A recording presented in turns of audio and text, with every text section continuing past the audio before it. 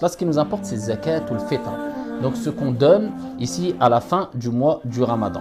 La première des choses à savoir, c'est que c'est un moyen de purification. Comme le prophète alayhi salatu wassalam l'a signalé dans le hadith rapporté par Abu Daoud et d'autres, selon Abdullah ibn Abbas, le prophète alayhi salatu wassalam nous a imposé le fait de verser zakat ou le fitr comme moyen de purification. Purification de quoi? Des mauvaises paroles, des paroles futiles, obscènes, etc. Comme le prophète alayhi salatu wassalam l'a dit. Donc ce n'est pas un sujet à prendre à la légère. C'est ce qui va permettre bi'idnillah de purifier notre mois du Ramadan de tout ce qui concerne les futilités, etc.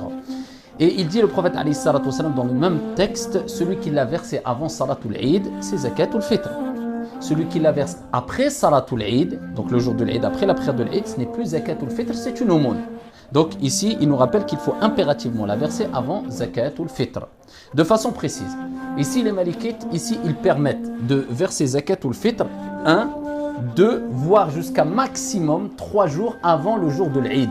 Et ce qui est préférable dans le madhab de l'imam Malik, c'est la matinée, donc le matin de la journée de l'Eid avant Salatul Eid. Cela est préférable. Si celui qui va la verser, c'est à qui il va la donner, il va avoir une certaine facilité. Mais aujourd'hui, pour faciliter, car ici le partage de zakat et le fitr est assez compliqué, et bien sûr, ici il n'y a pas de mal de le donner 1 ou 2 jours avant, et maximum 3 jours avant ici la journée de l'Eid.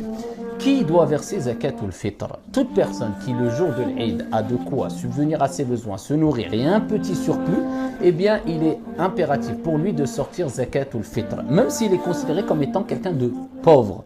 Et ici, cela n'empêche pas qu'il peut recevoir lui aussi zakat et le fitr parce qu'il est pauvre. Et zakat ou le fitr doit être donné exclusivement aux pauvres. On ne peut la donner ni pour les mosquées, ni pour les constructions, mais simplement et exclusivement pour des personnes qui sont considérées comme pauvres.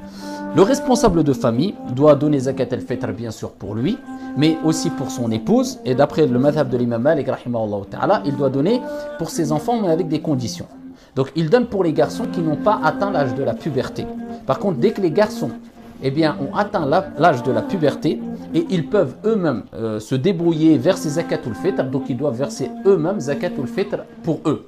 Par contre, les filles, même s'ils sont toujours sous sa responsabilité, ils vivent toujours sous son toit, ils doivent verser zakat ou le fitr pour elles tant qu'elles ne se sont pas mariées.